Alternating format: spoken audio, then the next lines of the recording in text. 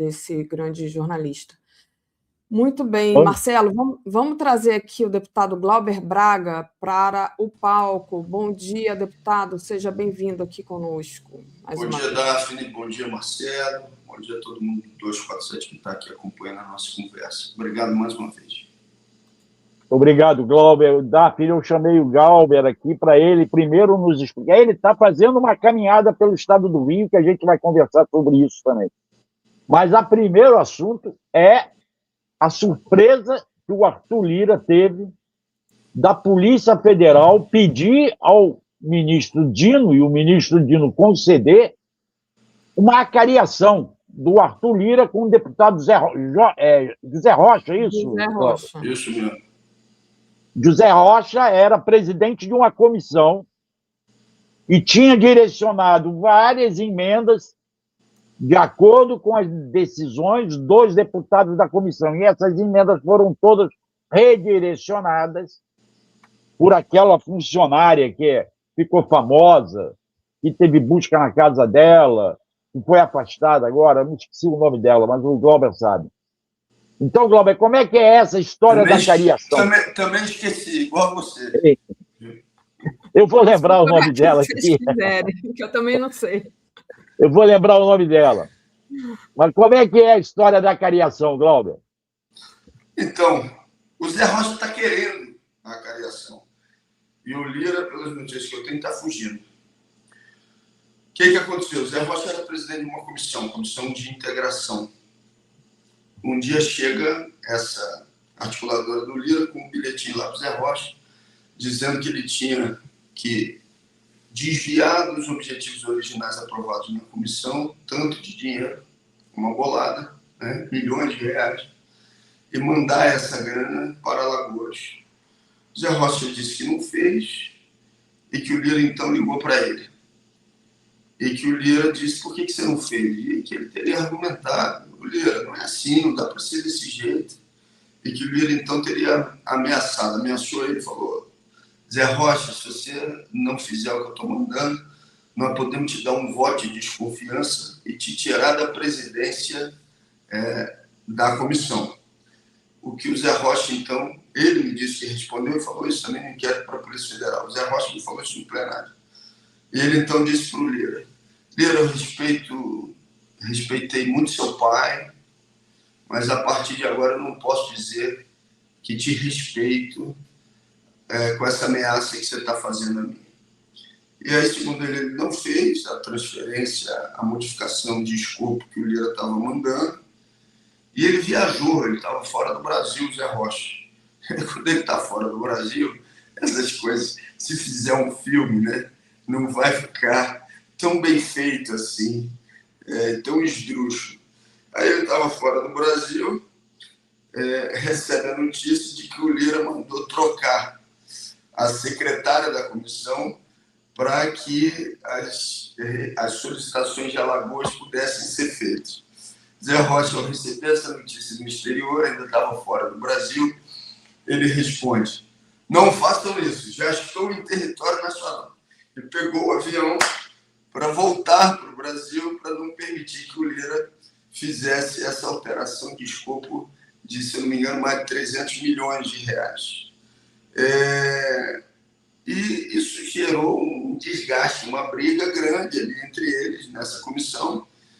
E o Zé Rocha, ele denuncia publicamente. Então, ele faz uma denúncia pública sobre essa história. E essa denúncia é um dos depoimentos que está lá no inquérito solicitado pelo ministro Flávio Dino à Polícia Federal. Eu acho provável que o Zé Rocha tenha reafirmado esse depoimento e o Lira tenha dito que é mentira, é a cariação, porque está sob sigilo, não sei se foi isso, mas imagino que seja isso. E a cariação tenha esse como motivo, como fundamento.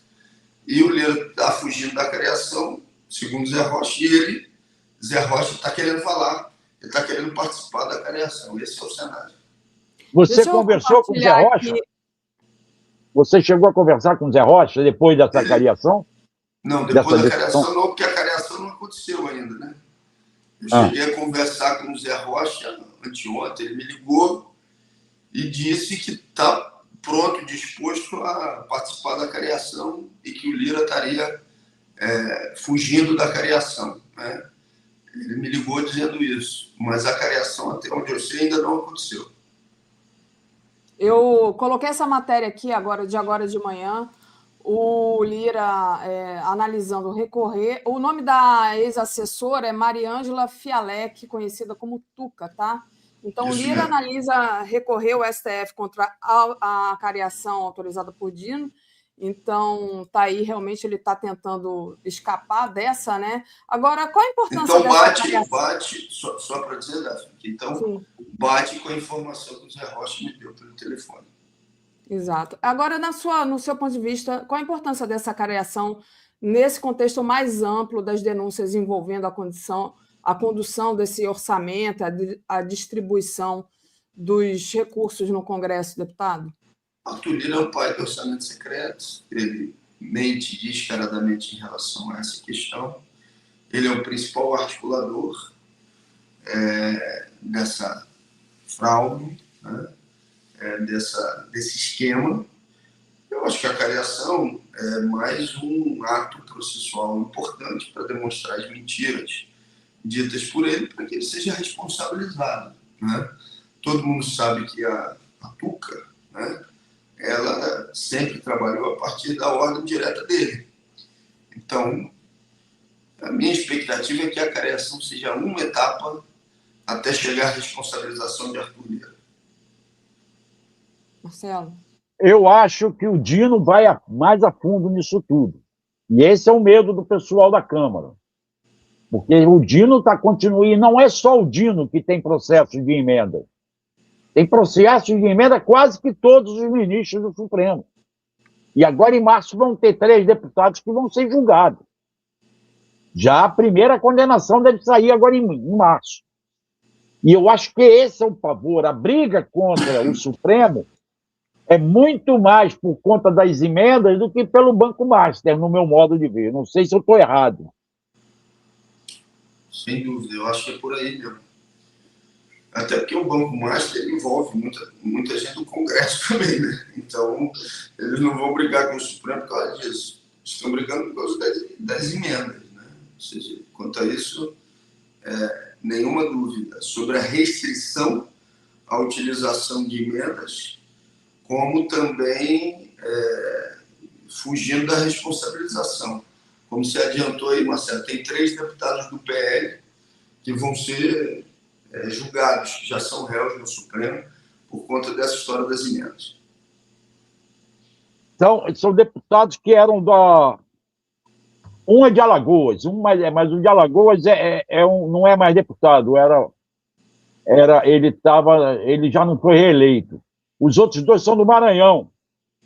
E eu estou tentando pegar o nome deles aqui, que eu me esqueci. Por conta de emendas que eles repassaram e cobravam 10% dos prefeitos, né?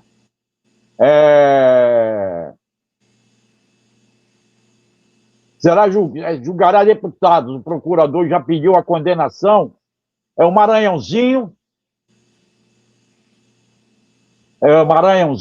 Josimar Maranhãozinho, do PL do Mato Grosso, do Maranhão, e o Pastor Gil, do PL do Maranhão. O suplente é o Bosco Costa, do PL de Sergipe. Eles serão, porque eles cobraram 10% das emendas. Agora, Glauber, como fazer para acabar com essa questão das emendas? Você acha que o PT deveria estar começando a propor, eu já vi essa proposta aí, um plebiscito para que a própria população decida como lidar com essa questão de emendas? Porque para resolver pelo Congresso não vai resolver. Marcelo, plebiscito, sou sempre a favor de instrumentos de consulta direta do povo. Mas fazer plebiscito para quê? Se for plebiscito para decidir volume de emenda parlamentar ou a existência de emenda, bacana. Agora, se for para decidir que não pode ter autor oculto, isso já é legal, entendeu? Ou seja, já não pode mesmo. Então, essa história de ter RP2, RP9, e aí depois emenda de comissão e presidente de partido, assinando em nome de deputado, isso está errado, isso é ilegal, já é ilegal. Então, assim, é um descumprimento de uma decisão judicial do Supremo, e quem está descumprindo, esse tem que ser simplesmente responsabilizado. Agora, se for alguma coisa relacionada a discutir o que é emenda parlamentar, discutir, inclusive, esse volume absurdo de emenda, eu sou a favor de qualquer mobilização pública, popular, e a favor de um plebiscito que possa frear esse absurdo que é essa história das emendas, né? Do orçamento secreto. Agora, isso tem coisa que, assim, já é crime, já é ilegal. E simplesmente você tem que responsabilizar quem continua insistindo nisso. E há ambiente para... Diga, Marcelo. Não, fala você, pode perguntar. É isso, né? Tem ambiente político no Congresso para que essas eventuais responsabilidades sejam efetivamente apuradas, né? Qual é a independência das pessoas que estão investigando isso? Enfim, não sei. No Congresso, não. No Congresso não tem nenhuma independência e nenhum clima. Mas quem tem que fazer isso não é o Congresso, né? Quer dizer, deveria ser, mas não fará. Deveria ser. Quem vai fazer isso é o Supremo, através do inquérito já aberto, né? Não tem 3 deputados federais lá que já vão ser julgados e que são réus no Supremo Tribunal Federal. É por isso que os caras queriam aprovar a PEC da blindagem, né? Isso. Porque com a PEC da blindagem, nem com o inquérito e nem com o Supremo querendo, eles poderiam ser julgados, porque dependeria da autorização do Congresso. Mas como a PEC da blindagem não foi aprovada, o clima tem que estar lá no inquérito que tem sido conduzido pela Polícia Federal através da atuação do ministro Flávio Dino, e ali tem clima. Uhum. Agora, Glauber, como é que você está vendo a eleição? Você está rodando aí, parece que você rodou 18 municípios essa semana, foi isso ou foram mais? 18 municípios do dia 1º ao dia 6 de fevereiro. E você está conversando com os eleitores? Tô. O que você está pescando nessas suas conversas com os eleitores fluminenses? Você diz sobre a eleição presidencial ou sobre o Estado do Rio? Sobre tudo. Sobre o Estado, sobre o presidencial, sobre o Rio e sobre você.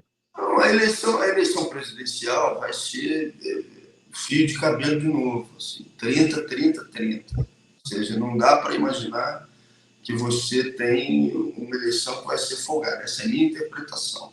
Vai ser uma eleição disputadíssima, voto a voto, né? Como foi há 4 anos atrás. No estado do Rio de Janeiro, as pessoas têm uma descrença inicial de que você possa vencer o Eduardo Paes, que ele estaria disparado na frente e tal. Agora, quando você diz que não topa, que você não aceita isso, que você não aceita participar de um script pré-definido, as pessoas se empolgam com a possibilidade de uma alternativa, né? Agora, tem temas que eles conseguem, inclusive, arrastar pessoas que não são do nosso campo para a discussão política junto com a gente. Dessas 18 reuniões, 5 foram contra a privatização da água, porque o Cláudio Castro privatizou a água no estado do Rio de Janeiro, a distribuição, há 4 anos atrás, pegou lá bilhões de reais, distribuiu entre as cidades para poder ser eleito governador. Fez uma matança, privatizou a água, pegou o dinheiro. Ele tentou repetir agora o mesmo script.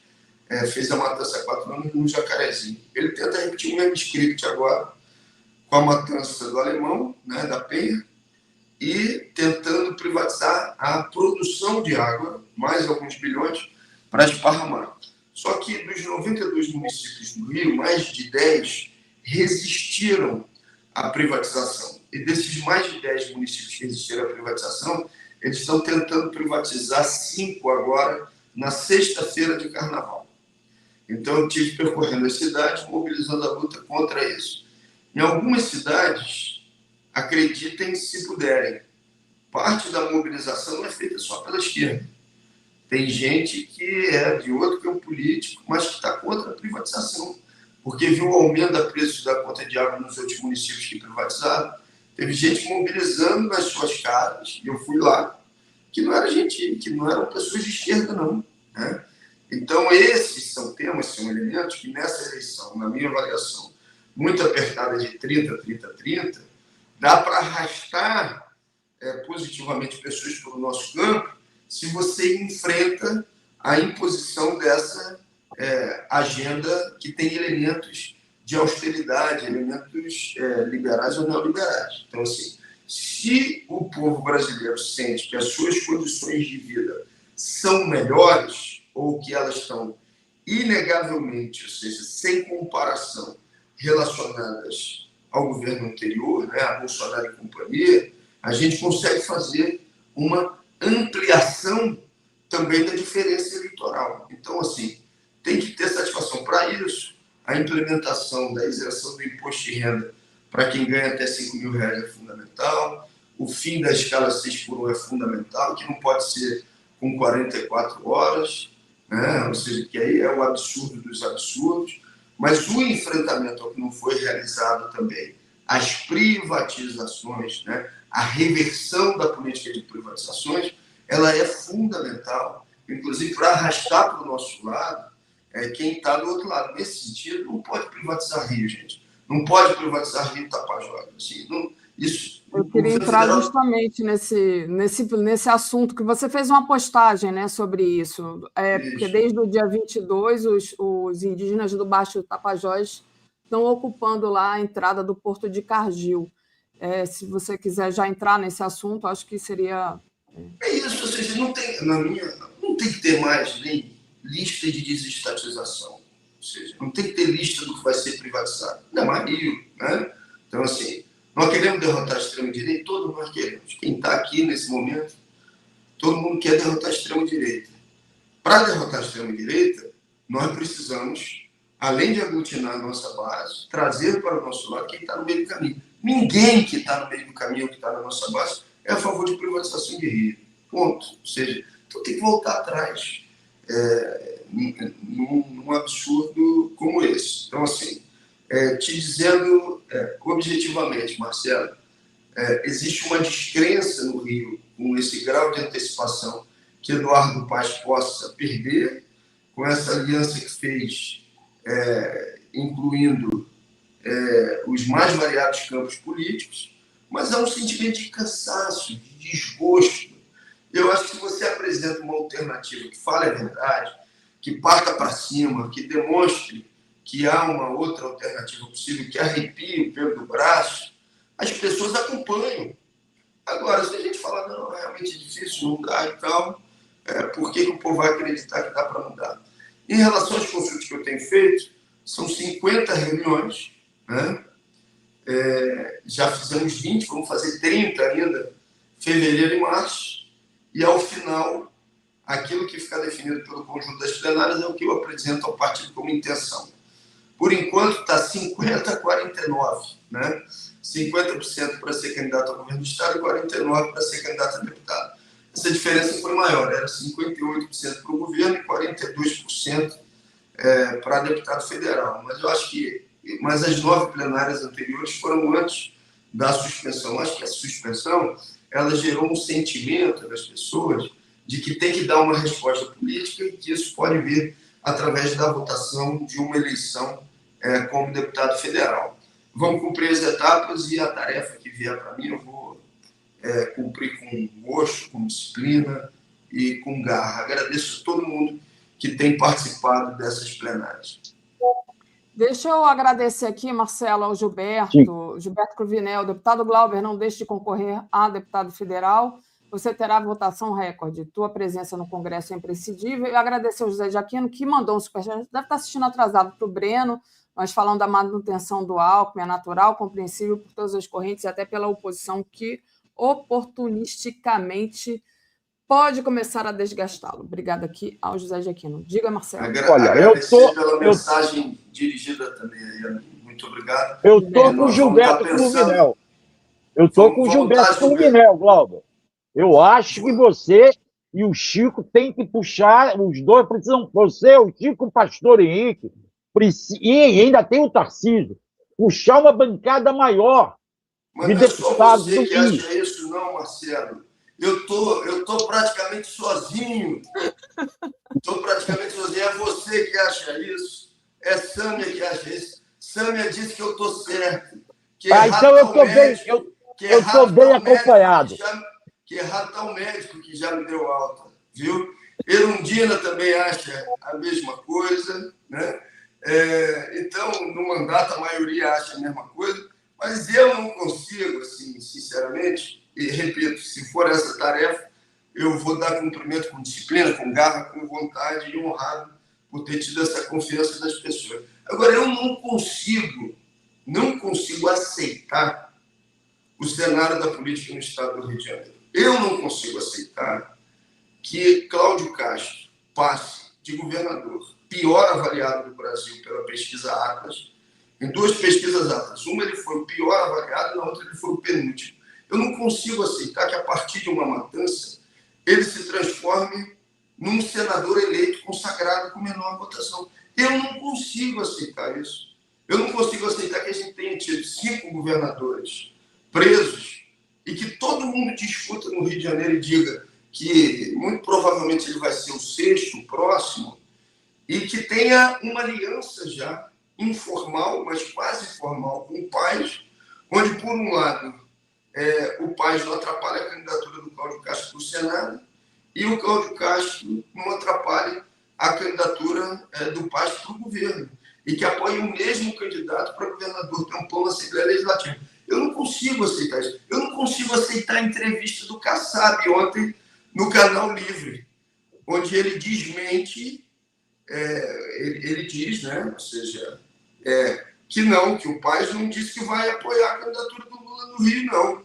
Que quem disse que vai apoiar o Paes é o Lula, e que o Paes, então, ele vai ter palanque triplo. Que o palanque, o Gilberto Kassab, o presidente do Partido Paes, e que o palanque triplo dele vai ser Cláudio Castro, Lula e o palanque do Ratinho Júnior, do PSD. E que o Eduardo Paes acha que pode enganar todo mundo ao mesmo tempo.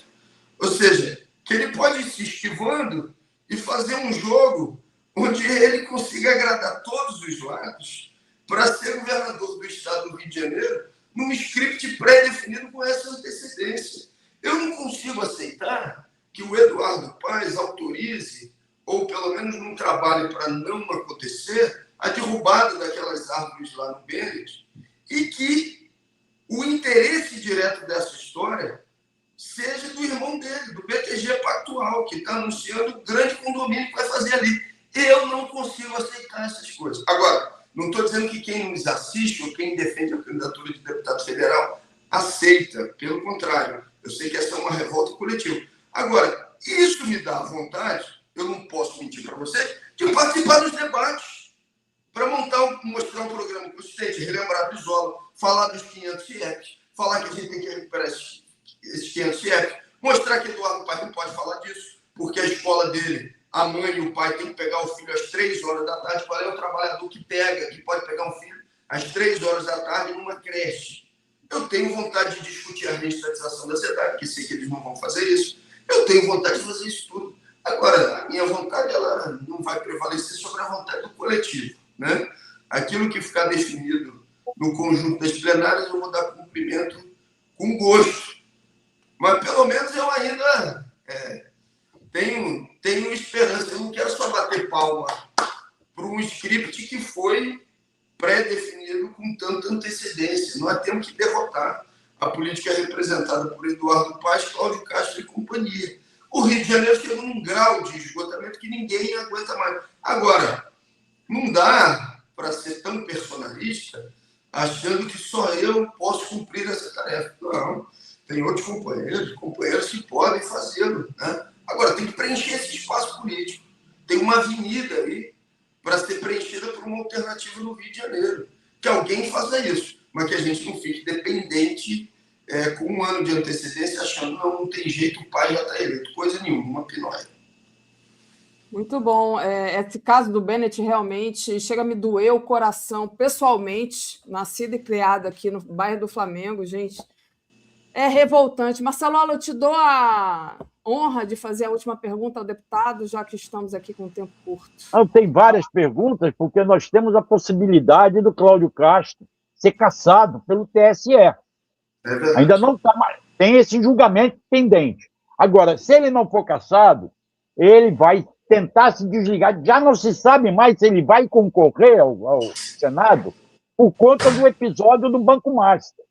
A Polícia Federal está investigando o Banco Master no Rio, o Rio Previdência, e ele está envolvido nisso. Todo mundo sabe que ele está envolvido nessa história. Ele já não sabe, ele estava fugido, ele viajou, foi para o exterior. Essa semana passada nós trouxemos o Flávio Serafini aqui para falar sobre essa questão da eleição indireta na Alerj. Como é que você está vendo esse quadro do Rio? Eu acho que você já desenhou bem na pergunta, Marcelo. Assim, ele fez a matança, um dos motivos da matança foi para constranger o Tribunal Superior Eleitoral no julgamento dele que já estava marcado. Ele sabia que ia ter um voto contrário da relatora e tentou constranger o Tribunal Superior Eleitoral e conseguiu por um tempo, né? Porque acaba constrangendo, né? A narrativa dele estava pronta, né? Se me caçarem é porque eu enfrentei o crime. Todo mundo sabe que não tinha nada a ver com isso. Agora, na minha avaliação, se ele não for cassado pelo Tribunal Superior Eleitoral, ele vai ser candidato ao Senado. Vai ser candidato ao Senado porque é onde ele acha que pode ter mais proteção institucional contra a sua própria responsabilização. Para mim, o cenário é esse. E a eleição indireta, como é que você vê essa possibilidade? A eleição indireta, ele e Eduardo Paes estão apoiando o mesmo candidato. Ele foi, que é o secretário da Casa Civil do Castro. O Paes, que se coloca como aliado do governo federal, ele deu uma entrevista, assim, que aliado, hein? Ele dá uma entrevista, eu falei para o presidente Lula, André Ciliano deu uma entrevista coletiva. Olha a gravidade. Falei para o presidente Lula, o André Ciliano está querendo ser candidato lá, presidente da Assembleia Legislativa, em associação com o Bacelar. Se ele fizer isso, pode dar a demonstração de que está querendo acobertar o crime. Aí ele dá essa entrevista. A gente tem que condenar qualquer tipo de associação com o Bacelar, não tem dúvida nenhuma disso. Bom dia, professor. Com o Bacelar, não tem dúvida nenhuma disso. Nós temos que condenar, né? Agora, a condenação a qualquer associação com o Bacelar é com ele não demonstrando qual é o seu real objetivo. Qual era o real objetivo do Paes? O real objetivo dele era apoiar conjuntamente a candidatura do Cláudio Castro com o seu secretário da Casa Civil, para que o Castro não atrapalhe o Paes e o Paes não atrapalhe o Castro. Isso ele não falou na coletiva de imprensa, o senhor Missione, né, que é o secretário da Casa Civil. Então, acho que a eleição tampão está passando por isso. Agora teve um outro conselheiro do Tribunal de Contas, o Graciosa, agora também foi condenado, e surgiu uma nova vaga para o Cláudio Castro indicar. Ele vai tentar ali, através dessa nova vaga para o Tribunal de Contas, fazer uma política com a turma. Bom dia, ele vai tentar fazer uma política com os seus aliados para dar garantias de que ele elege o governador tampão. Mas esse é o principal. A maior probabilidade hoje é de que o Cláudio Castro consiga eleger, né? Essa é a maior probabilidade. Marcelo, a gente encerrou aqui nosso tempo. Deixa eu agradecer aos superchats da Valéria Maia. Meu voto será seu, qualquer cargo. Você me representa, Glauber. Obrigado, Valéria. Um beijo. E o Gilberto. O Eduardo Paes acha que é o Forrest Gump? Tá aí. Forrest Gump, por quê? Eu não entendi. Também não entendi, não. Deve estar ali em todos os locais. Entendi, não. É porque ele acha que ganha com esse grau de antecedência, né? Ou seja, que uma caminhada que ainda é longa, não sei. Bom. Mas o Forrest Gump era uma figura, assim, pelo menos que passava simpática, né? Não sei se foi essa a comparação. É isso, gente. Bom, olha, deixa eu agradecer aqui, dizer que agora tem Globalistas às 11 horas, Giro das 11, às 14 horas, Ponto de Vista, Economia Brasileira ao fim do governo Lula 3, 15 horas Brasil Agora, 17h30 tem o Dia em 30 Minutos, às 18 horas começa o Boa Noite, às 22 horas, o programa 22 horas, e depois 23 horas, live do Conde. Obrigada, deputado. Obrigada, Marcelo. Obrigado, Glauber. Um abraço. Até a próxima. Obrigado, Daphne. Um abraço, Marcelo. Um abraço a todo mundo que acompanhou. Obrigado por todas as mensagens. Um abração.